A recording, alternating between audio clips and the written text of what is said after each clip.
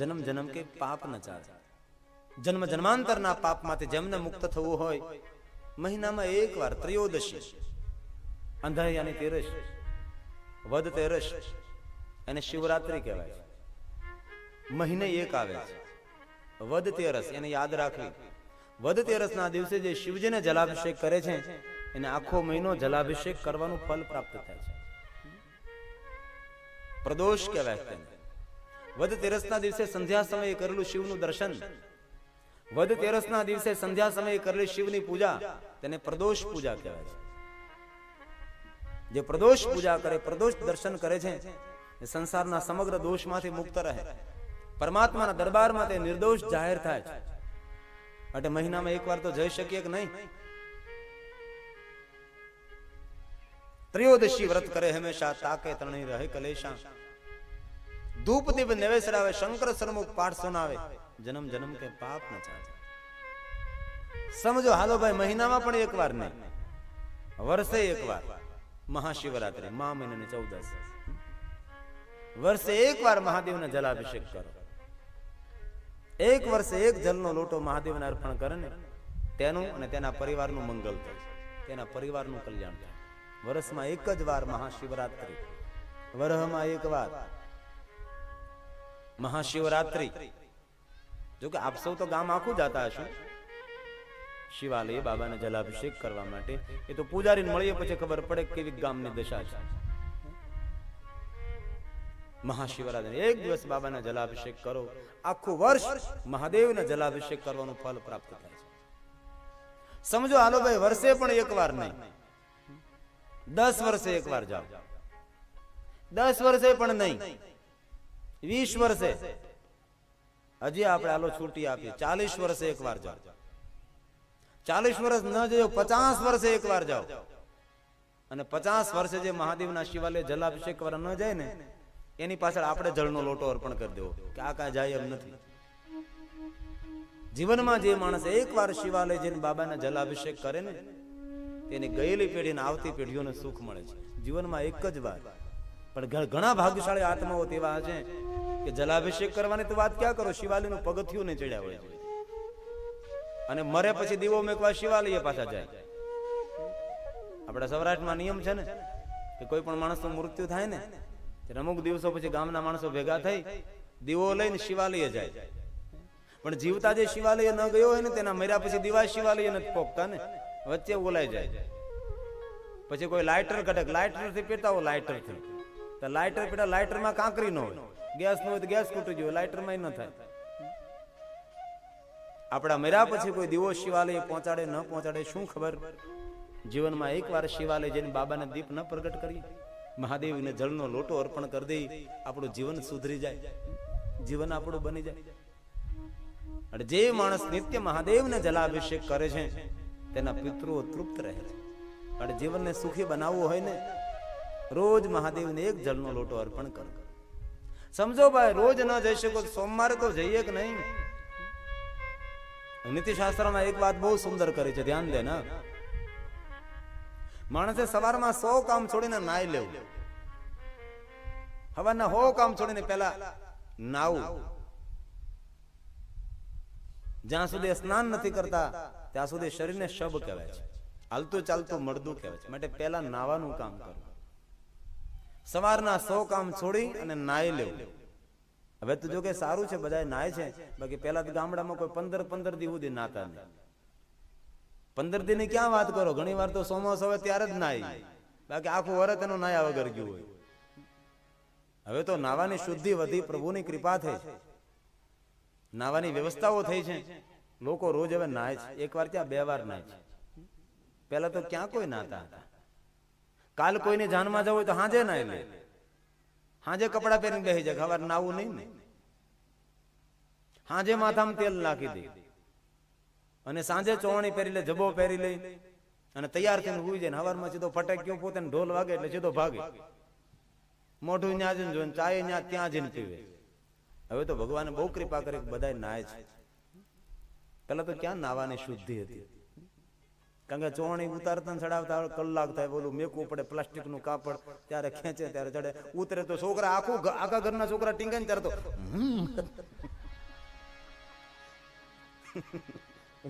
એવી દશા. હવે તો પ્રભુએ બહુ કૃપા કરે છે કે આપણે નાવાની વ્યવસ્થા થઈ. કેટલા સુંદર બાથરૂમો થયા. પેલા ક્યાં નાવાની વ્યવસ્થા જ નહીં હતી. બે શીપરા મેકેલા હોય ફળિયામાં, બે પથરા હોય, ડોલ ભરીને ત્યાં બેહવાનું હોય, હાબૂત હોય ને ઠીકરું ઘવાનું હોય. નાવાની ક્યાં વ્યવસ્થા હતી? એમાં ખુલ્લું હોય તો ખાટલા બે આડા મૂકી દઈને વચ્ચે બે નાઈ લઈ. આવી નાવાય તો કેટલું ભગવાને કૃપા કરી છે. સુંદર બાથરૂમો બન્યા છે. માટે 100 કામ છોડીને માણસ આ ઘટનાઓ બધી નજરે જોયેલી હોય. કારણ કે આપણો ઉછેર ગામડામાં થયો હોય ને છોકરા ખેંચ ખેંચ, બાબા કે હે હોય. આપણા ગામડા આવું બધું આપણે જોયું હોય નજર.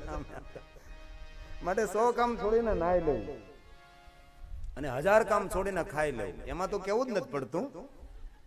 ઉઠીને સીધા શિરાવી લે છે. આ શિરાવું શબ્દ આપણો સૌરાષ્ટ્રનો છે. શિરાવું, બીજાને કે શિરાવું તો શિરડાવું જ. શિરાવું સવારમાં જે આપણે ભોજન કરીને નાસ્તો કરીને તેને શિરાવું એમ કહીએ ને આપણે. 100 કામ છોડીને નાઈ લેવું, 1000 કામ છોડીને ખાઈ લેવું. પણ દુનિયાના કરોડો કામ છોડી અને ભગવાનનું ભજન કરી દેવું. જીવનના બધા જ કામોનો ત્યાગ કરી ભગવાનની પૂજા કરી દેવી, ભગવાનનું ધ્યાન કરી લેવું, ભગવાનનું કીર્તન ભજન કરી લેવું. કારણ કે એમાં આત્માનું કલ્યાણ છે.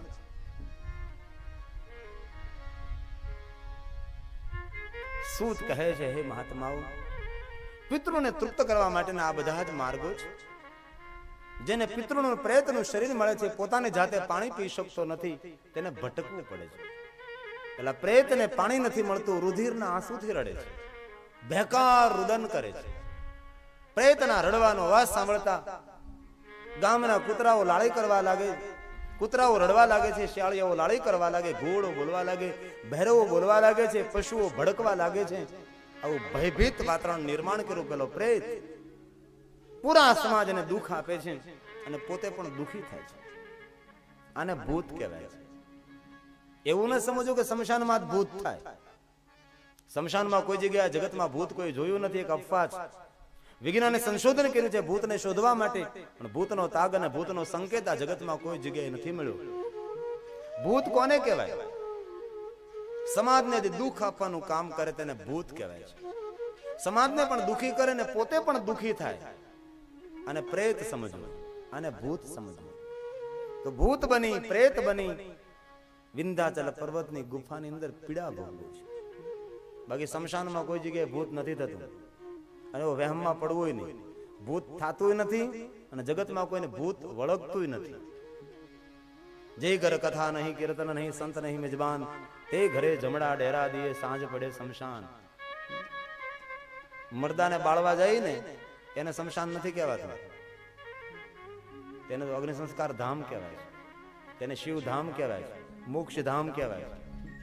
શમશાન કોને કહેવાય? જેના આંગણે પ્રભુની કથા ન થાય, જેના આંગણે કોઈ સંત સાધુ આંગણે કોઈ મહેમાન ન હોય, જેના આંગણે પરમાત્માના કીર્તનો ન થાય, પ્રભુની ભક્તિ ન થાય, એને શમશાન કહ્યું. જે ઘર કથા નહીં, કીર્તન નહીં, સંત નહીં મિજબાન, તે ઘરે જમડા ડેરા, સાંજ પડે શમશાન, તેને શમશાન કહ્યું. બાકી શમશાનમાં ભૂત થાય છે એવા વહેમમાં ન પડવું.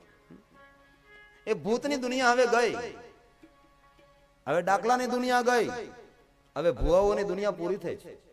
હવે સમાજે બહાર નીકળવાની જરૂર છે. શરીરનો રોગ હોય તો ડોક્ટર પાસે જવાય, ને માનસિક રોગ હોય તો તેને પ્રસન્ન રખાય.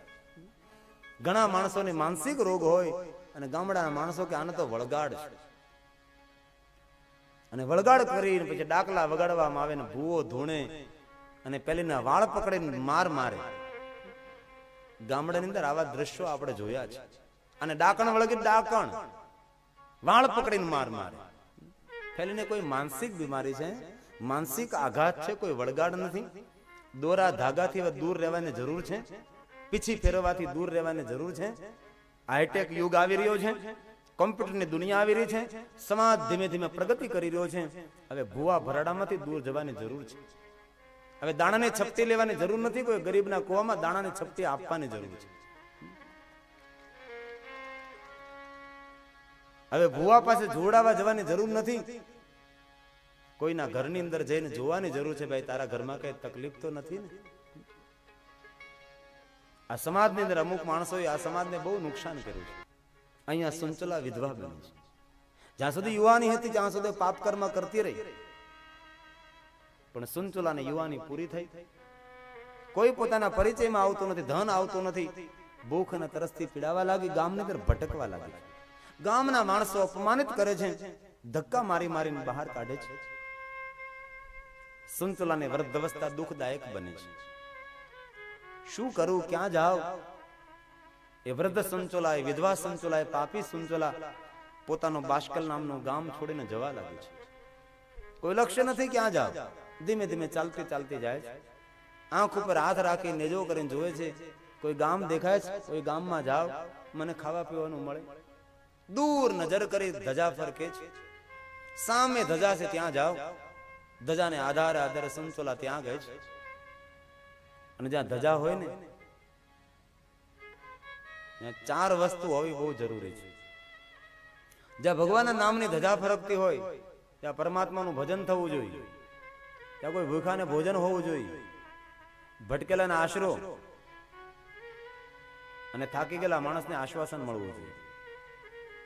આશ્વાસન, આશરો, ભોજન, ભજન, આ ચાર વસ્તુ હોય ત્યાં ધજા ફરકાવે.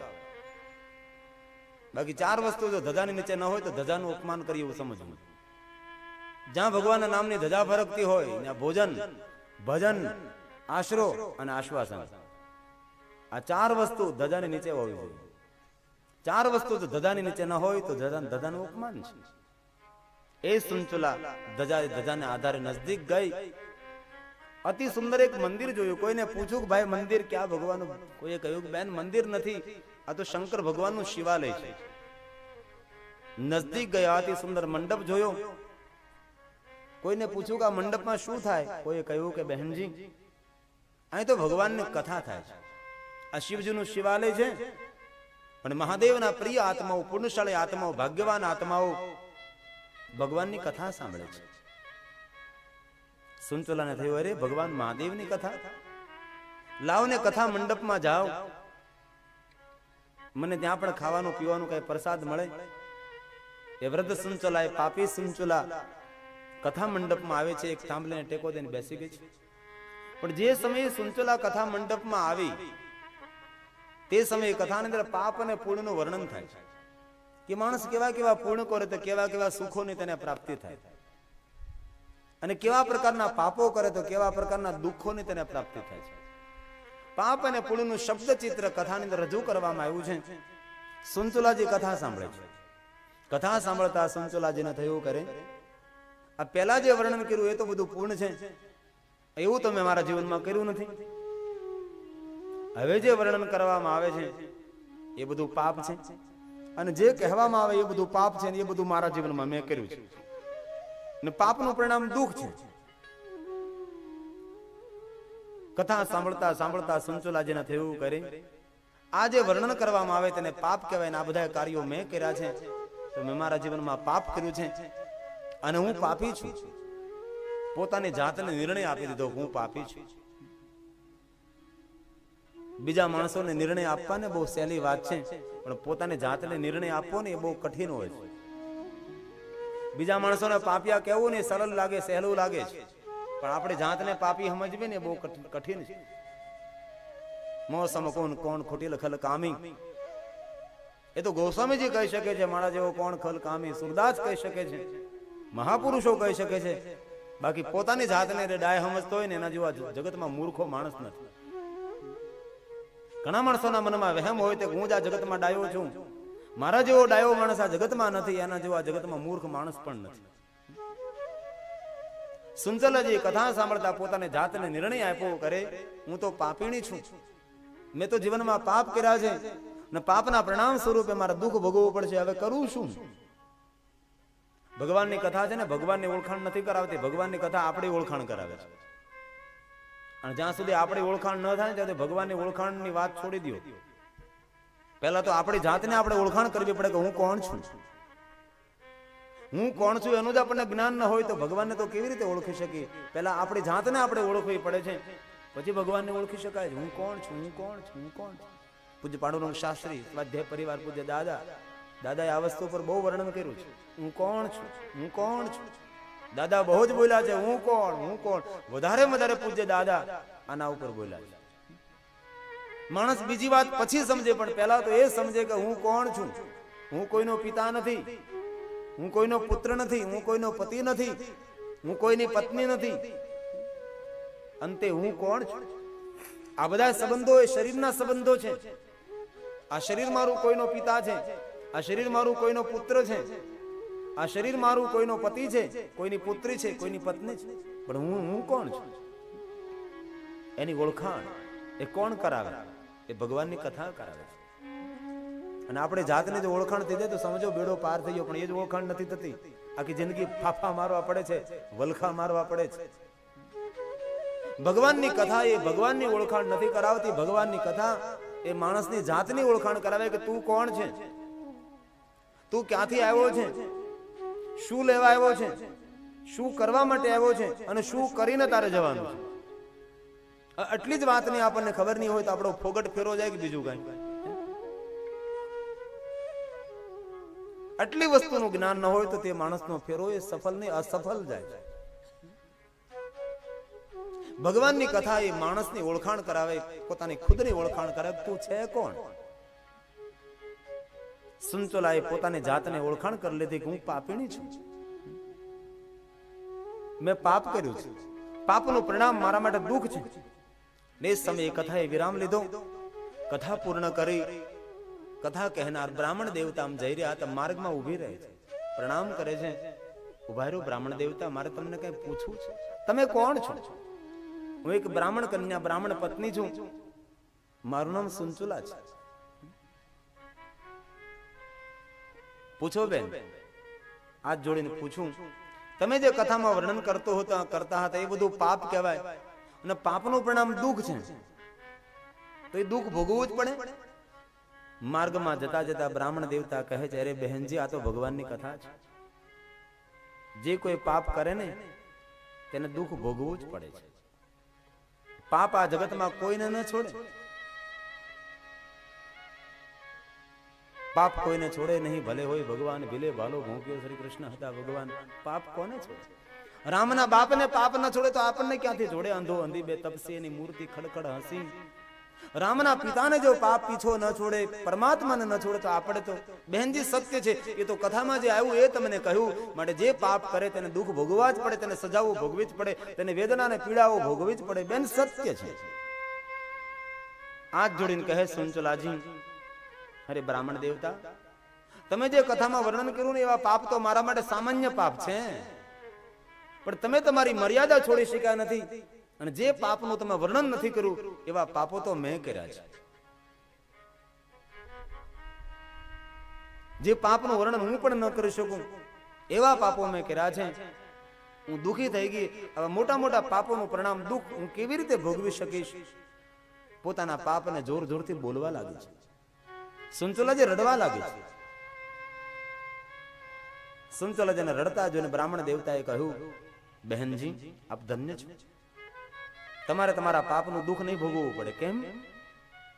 બહેનજી, પાપનો પુકાર અને પાપનો પસ્તાવો એ જ પાપની મુક્તિ છે, એ પાપનું પ્રાયશ્ચિત છે. પશ્ચાતાપ પાપ કૃતામ પાપાનામ નિષ્કૃતિ પરા.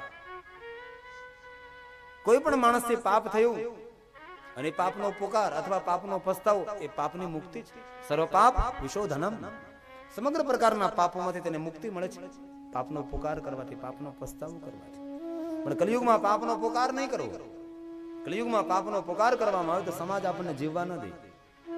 એટલે કલિયુગમાં પાપનો પુકાર કરવાની પ્રધાનતા નથી. કલિયુગમાં પાપનો પસ્તાવો કરો. જે પાપનો પસ્તાવો કર્યા પછી એ પાપ ફરીવાર નહીં કરવો તેનો દ્રઢ સંકલ્પ કરવો, તો પાપમાંથી મુક્તિ મળે છે.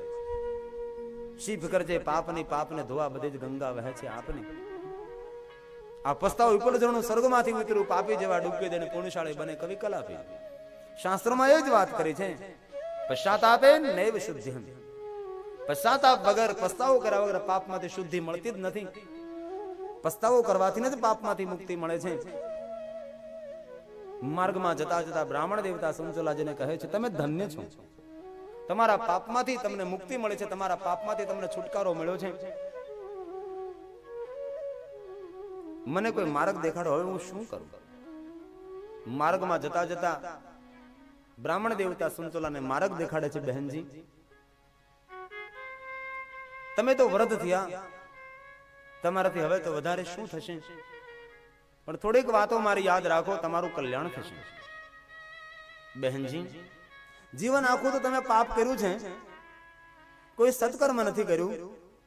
તમારા પાપનો તમે પુકાર કર્યો, તમારા પાપનો તમને પસ્તાવો થઈ રહ્યો, તમને તમારા પાપમાંથી મુક્તિ મળી રહી છે. પણ બહેનજી જો હવે તમારું કલ્યાણ તમારે કરવું હોય તો પ્રાતકાલે ઉઠી સ્નાન કરી અને ભગવાન શિવજીનું જ્યાં શિવાલય હોય ને ત્યાં મહાદેવનું દર્શન કરવા માટે જાઓ, તમારું કલ્યાણ થશે. ભાલમાં ભસ્મની બિંદી કરો, તમારું અમંગલ નહીં થાય. ગળામાં રુદ્રાક્ષ પહેરો, તમારું મંગલ થશે. પરમરુદ્ર રોગનાશાય ધનવંતી રુદ્ર. હાલતા ચાલતા બેસતા ઉઠતા ખાતા પીતા ઊંઘતા જાગતા ઓમ નમઃ શિવાય મંત્રનો જાપ કરો, તમારું કલ્યાણ થશે. બહેનજી સાંભળો, આ મંત્ર કોઈ સામાન્ય મંત્ર નથી. આ મંત્ર આદિ મંત્ર છે, મૂળ મંત્ર છે, મહામંત્ર, સર્વશ્રેષ્ઠ મંત્ર છે. બહેનજી સાક્ષાત ભગવાન મહાદેવનું વાંગમય સ્વરૂપ એ છે ઓમ નમઃ શિવાય મંત્ર. બહેનજી જે કોઈ માણસના મુખમાંથી ઓમ નમઃ શિવાય મંત્ર બહાર નીકળતો હોય અને તે સમયે તેના મુખનું દર્શન કરવામાં આવે તો ગૌમુખમાં સ્નાન કરવાનું પુણ્ય મળે છે. માટે એવું નહીં સમજતા કે આ મંત્ર સામાન્ય મંત્ર છે. આદિ મંત્ર છે, મૂળ મંત્ર છે, મહામંત્ર છે, સર્વશ્રેષ્ઠ મંત્ર, સર્વોપરી મંત્ર છે, સમગ્ર મંત્રોનો પિતા છે. આ જગતમાં ઓમ નમઃ શિવાયથી કોઈ મોટો મંત્ર નથી અને મહાદેવથી કોઈ મોટો દેવ નથી. સમગ્ર દેવતાઓનો પિતા મહાદેવ છે અને સમગ્ર મંત્રોનો પિતા એ ઓમ નમઃ શિવાય છે. અને શિવ મહાપુરાણમાં કહ્યું છે કે કોઈ પણ માણસ મહાદેવને સામાન્ય દેવ સમજે એ નરકનો ભાગી થાય. કોઈ પણ ધર્મ કે સંપ્રદાયમાં સંકળાયેલો, પકડાયેલો, પુરાયેલો હોય, ભટકેલો હોય, લટકેલો હોય, પણ જે માણસ મહાદેવને સામાન્ય દેવ સમજે તે નરકનો ભાગી થાય. જે માણસ ઓમ નમઃ શિવાય મંત્રને સામાન્ય મંત્ર સમજે તે પણ નરકનો ભાગી થાય છે. ઓમ નમઃ શિવાય મંત્ર કોઈ સામાન્ય મંત્ર નથી. આદિ મંત્ર છે, મૂળ મંત્ર છે, મહામંત્ર છે, સર્વોપરી મંત્ર, સર્વશ્રેષ્ઠ મંત્ર છે, આદિ મંત્ર છે. ભગવાન મહાદેવનું સાક્ષાત વાંગમય સ્વરૂપ એ છે ઓમ નમઃ શિવાય મંત્ર. માટે માનવે પોતાનું કલ્યાણ કરવું તો હાલતા ચાલતા બેસતા ઉઠતા ખાતા પીતા ઊંઘતા જાગતા વધારે વધારે ઓમ નમઃ શિવાય મંત્રનો જાપ કરો. જે માણસના મુખમાંથી ઓમ નમઃ શિવાય મંત્ર બહાર નીકળે છે એ સમયના મુખનું દર્શન કરવામાં આવે તો ગંગામાં સ્નાન કરવાનું પુણ્ય પ્રાપ્ત થાય. એ છે ઓમ નમઃ શિવાય મંત્ર. કોઈ પણ માણસ આ જગતના બધા જ દેવી દેવતાઓના મંત્રોના જાપ ન કરી શકે, પણ ઓમ નમઃ શિવાય મંત્રનો જાપ કરે તે માનવને સમગ્ર ભવના દેવી દેવતાઓના મંત્રોના જાપ કરવાનું પુણ્ય પ્રાપ્ત થઈ જાય છે. તેને અલગ અલગ દેવી દેવતાઓના મંત્રોના જાપ કરવાની જરૂર, મંત્રોનો મહિમા છે, પણ અંતે સભી મંત્રો ઓમ નમઃ શિવાય મંત્રને સમાયેલા છે. સમગ્ર ભવના દેવી દેવતાઓના મંત્રોના જાપ આપણે ન કરી શકીએ, પણ સમગ્ર ભવના દેવી દેવતાઓના મંત્રોનો જાપ કરવાનું ફલ પ્રાપ્ત કરવું હોય તે માણસે ઓમ નમઃ શિવાય મંત્રનો જાપ કરવો. અરે મહાપુરુષોએ ત્યાં સુધી કહ્યું 9 ગ્રહમાંથી કોઈ ગ્રહની પીડા હોય, કોઈને ગ્રહની નડતર હોય, કોઈને મંગળ નડતો હોય, કોઈને શનિ નડતો હોય, એક ગ્રહ પીડા હોય તો જે ગ્રહની પીડા હોય એ ગ્રહનો મંત્ર જાપ કરવો પડે તો ગ્રહ પીડા શાંત થાય. માટે આપણને મંત્ર ના આવડતો હોય માટે આપણે બ્રાહ્મણો પાસે જપ કરાવીએ તો ગ્રહ પીડા શાંત થાય. પણ જે ગ્રહની પીડા હોય એ ગ્રહનો મંત્ર ના આવડતો હોય પણ તે ગ્રહના મંત્રના બદલામાં જો ઓમ નમઃ શિવાય મંત્રનો જાપ કરવામાં આવે તો ગ્રહ પીડા શાંત થાય. કારણ કે અંતે તો 9 ગ્રહોના મંત્રો ઓમ નમઃ શિવાય મંત્રમાંથી જન્મેલા છે. 9 ગ્રહોના મંત્રો પણ ઓમ નમઃ શિવાય મંત્રની અંદર સમાયેલા છે. સમગ્ર ભવના દેવી દેવતાઓના મંત્રો ઓમ નમઃ શિવાય મંત્રમાં સમાયેલા છે. પણ જે માણસ ઓમ નમઃ શિવાય મંત્રના જાપ કરે છે તેને દુનિયાના કોઈ પણ અલગ અલગ દેવી દેવતાઓના મંત્રોના જાપ કરવાની જરૂર નથી રહેતી. એક મંત્રની અંદર સમગ્ર દેવી દેવતાઓના મંત્રો સમાયેલા છે. જીવનમાં દુઃખ અને પીડામાંથી મુક્ત થવું હોય તે માણસે વધારે વધારે ઓમ નમઃ શિવાય મંત્રનો જાપ કરવો.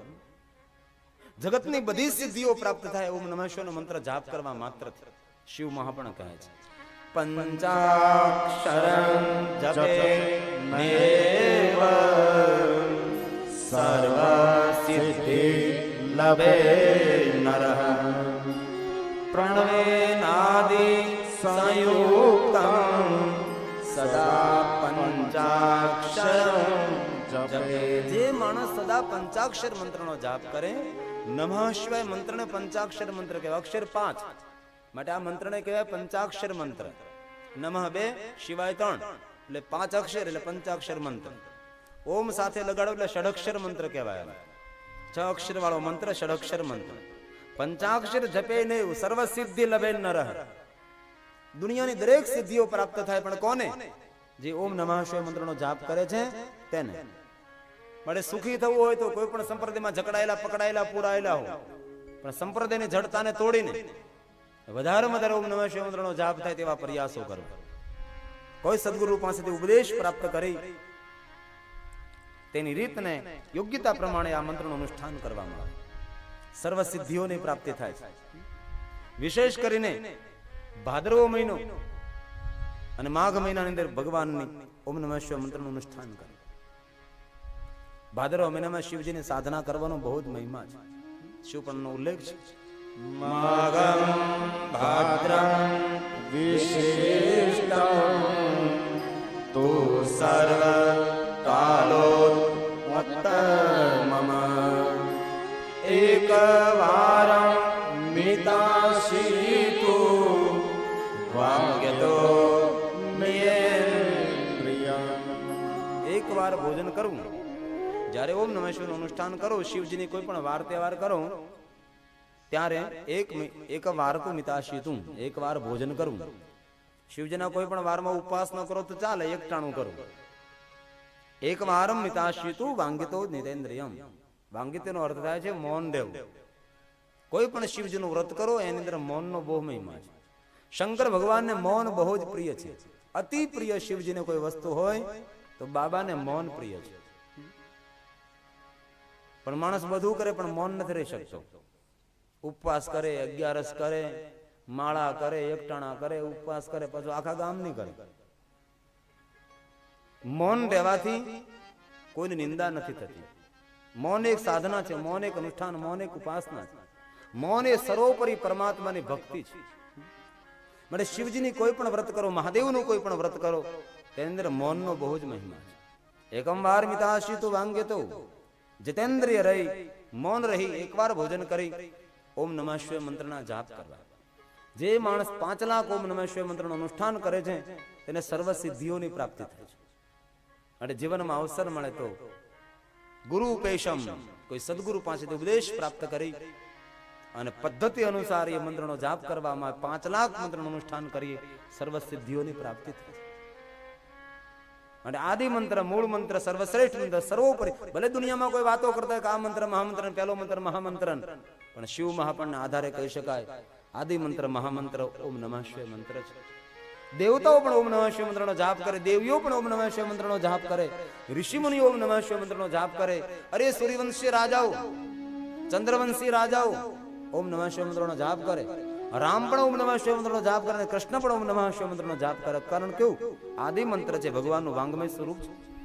શિવ મહાપણમાં કહ્યું કોઈ પણ માણસને શિવજીના દર્શન કરવા, શિવજીનું દર્શન કરવા જવાનો નિયમ હોય, પણ દર્શન કરવા જવા માટે શિવલિંગ ન મળે, શિવાલય ન મળે, તો ઓમ નમઃ શિવાય મંત્રનું લખી ઓમ નમઃ શિવાય મંત્રનું દર્શન કરી લો. સાક્ષાત શિવજીનું દર્શન છે. તેને વાંગમય લિંગ સ્વરૂપ ઓમ નમઃ શિવાય મંત્રને કહ્યું છે. જે માણસ ઓમ નમઃ શિવાય મંત્રને સામાન્ય મંત્ર સમજે છે નરકનો ભાગી થાય છે. માટે ઓમ નમઃ શિવાય મંત્ર કોઈ સામાન્ય મંત્ર નથી, આદિ મંત્ર છે, મૂળ મંત્ર છે, મહામંત્ર છે. માટે માર્ગમાં જતા બ્રાહ્મણ દેવતા કહે છે, સંચલાજી આપ ઓમ નમઃ શિવાય મંત્રનો જાપ કરો, તમારું કલ્યાણ થશે. આટલું કહીને જતા રહે છે. તે સંચલા ભગવાન મહાદેવની કથા સાંભળી ભગવાન મહાદેવની પરમ ભક્ત બને છે. પ્રાતકાલે ઉઠી સ્નાન કરી ભગવાન શિવજીના શિવાલય દર્શન કરવા જાય છે. ભાલમાં ભસ્મની બિંદી કરે છે, ગળામાં રુદ્રાક્ષ પહેરે છે, મુખમાં શિવજીનું ભજન કરે છે. અને જે માનવ ભાલમાં ભસ્મનું ત્રિપુંડ હોય, ગળામાં રુદ્રાક્ષ હોય, મુખમાં શિવનું નામ હોય, એ માનવ નથી, એ તો હાલતું ચાલતું પ્રયાગ તીર્થ છે. જેના ભાલમાં ભસ્મનું ત્રિપુંડ, અગ્નિથી ભસ્મ, વાયુથી ભસ્મ, જલમિથી ભસ્મ, સ્થળમિથી ભસ્મ, સર્વ હવા ઇદમ ભસ્માની મનિતાની સક્ષનાની ભસ્માની. જેના ભાલમાં ભસ્મનું ત્રિપુંડ હોય, જેના ગળામાં રુદ્રાક્ષ હોય, જેના મુખમાં શિવનું નામ હોય, તેવા માણસનું દર્શન કરવા માત્રથી પ્રયાગ તીર્થમાં સ્નાન કરવાનું પુણ્ય પ્રાપ્ત થાય છે. આવા માનવના દર્શન કરવા માત્રથી આપણું કલ્યાણ થાય છે. શિવ ભક્તોના દર્શન કરવા માત્રથી આપણું મંગલ થાય છે. આવા મહાદેવના ભક્તોનો મહિમા છે. કોઈ પણ મહાદેવનો ભક્ત આપણા આંગણે પગ મૂકે આપણું આંગણું તીર્થ બને છે. મહાદેવના ભક્તો આંગણે આવીને તેને તમે ભોજન કરાવો તો આપણા ઘરમાં અન્ન અખૂટ રહે છે. શિવજીના ભક્તોનું દર્શન કરવા માત્રથી માણસની કીર્તિમાં વૃદ્ધિ થાય. શિવજીના ભક્તોનું દર્શન કરવા માત્રથી માણસના જીવનમાં મંગલ થાય છે. કારણ કે શિવ ભક્તિ કરવી સહેલી છે, શિવ ભક્તિ પ્રાપ્ત કરવી બહુ જ કઠિન છે. માનવના જીવનમાં જ્યારે દેવની લાયકાત પ્રાપ્ત થાય છે ત્યારે મહાદેવની સાધના કરી શકે છે. જ્યાં સુધી માનવ દેવની લાયકાત પ્રાપ્ત ન કરે ત્યાં સુધી માનવને મહાદેવની ભક્તિ પ્રાપ્ત નથી થતી. માટે જે કોઈ મહાદેવની સાધના ઉપાસના કરે છે તેને માનવ નથી સમજવામાં આવતો, તેને દેવ સમજવામાં આવે છે. ભુવનમાં 33 કરોડ દેવતાઓ છે. 33 કરોડ દેવતાઓ કોણ? કોને જોયા 33 કરોડ દેવતાઓને? કોને નામ આવડે 33 કરોડ દેવતાઓના? અરે 33 દેવતાઓને નથી આવડતા. 33 ની ક્યાં વાત કરો? 3 દેવતાઓને ઘણા ભાગ્યશાળી નામ નથી આવડતા. તો 33 કરોડ દેવતા કોણ? સંસારમાં રહીને જે ભગવાનનું ભજન કરે, મહાદેવને જે ઈષ્ટ તરીકે માને છે, મહાદેવના પરમ સાધક છે, તે માનવ નથી, તે સાક્ષાત દેવ છે. દેવની લાયકાત પ્રાપ્ત થાય તેને મહાદેવની ભક્તિની પ્રાપ્તિ થાય છે. જેના ભાલમાં ભસ્મનું ત્રિપુંડ હોય, જેના ગળામાં રુદ્રાક્ષ, જેના મુખમાં શિવનું નામ હોય, તેનો જન્મ સફળ છે. સફલમ જીવિતમ. જેના મુખમાં શિવનું નામ હોય સમજો તેનું જીવન સફળ થયું. સુંચલાજી બ્રાહ્મણ દેવતા પાસેથી બોધ પ્રાપ્ત કરીને મહાદેવની પરમ ભક્ત બને છે. દિવસ અને રાત્રે એક કરી શિવજીની સાધના ઉપાસના ભક્તિ કરવા લાગે છે. મહાદેવની ભક્તિ ઉપાસના સાધના કરી છે. સુંચલા શિવજીની ભક્તિ કરતા કરતા સુંચલાજીનો અંત સમય છેલ્લી અવસ્થા આવી ગઈ. મહાદેવની ભક્તિ કરતા સુંચલાજી ભગવાન શિવને પ્રાર્થના કરે, પ્રભુ જીવન આખું તો પાપ મેં કર્યું, પણ પરમાત્મા મેં તારી કથા સાંભળી, મને તારી ભક્તિ મળી પ્રભુ, અને જેવી મને આવડે તેવી તારી ભક્તિ મેં કરી પરમાત્મા. એમાં કોઈ સત્યની કે મતિ અનુસાર પરમાત્મા મેં તારી ભક્તિ કરી, મારું કલ્યાણ કરજો. સુંચલાજી અંત સમય ભગવાન શિવને પ્રાર્થના કરે છે, દેવ દેવ મહાદેવ શરણાગત વત્સલ દિન બંધો સવ નિશાનો ભક્ત રક્ષા કરહ. સુંચલાજી કહે છે, મહાદેવ અનેક ભક્તોને તે રક્ષા કરી છે, એમ મહાદેવ મારી તું પણ રક્ષા કરજે. હે પરમાત્મા, મને ખબર નથી તારું અર્ચન પૂજન શું કહેવાય, પણ તારી કથા સાંભળી મને તારી ભક્તિ મળી છે. પ્રભુ મારું મંગલ કરજે, પ્રભુ મારું સુખ અને શુભ કરજે. અંત સમયે સુંચલાજી ભગવાનને પ્રાર્થના કરે, પ્રભુ બીજું તો કઈ તારી પાસે માગતી નથી, પણ પ્રભુ મને તારી ભક્તિ આપજે. અને ભક્તો ભગવાન પાસે શું આ માગે? આજ માગે ભગવાન પાસે જે સંસારનો વૈભવ માગે છે તેને ભક્ત ન કહેવાય. ભક્ત કોને કહેવાય? બિન શરતી શરણાગતિ પ્રભુની સ્વીકારે તેને ભક્તની ઉપમા અપાય છે. ગઈકાલે કહેલું ભક્તિ બે પ્રકારની હોય, સદભક્તિ અને વ્યભિચારની ભક્તિ. જે ભક્તિમાં લોભ અને લાલચ હોય કે ભગવાન મને આપી દે, ભગવાન મને પહેલું આપી દે, તેને વ્યભિચારની ભક્તિ કહેવાય છે. જે ભક્તિમાં કોઈ આશા અને અપેક્ષા ન હોય તેને અવ્યભિચારની ભક્તિ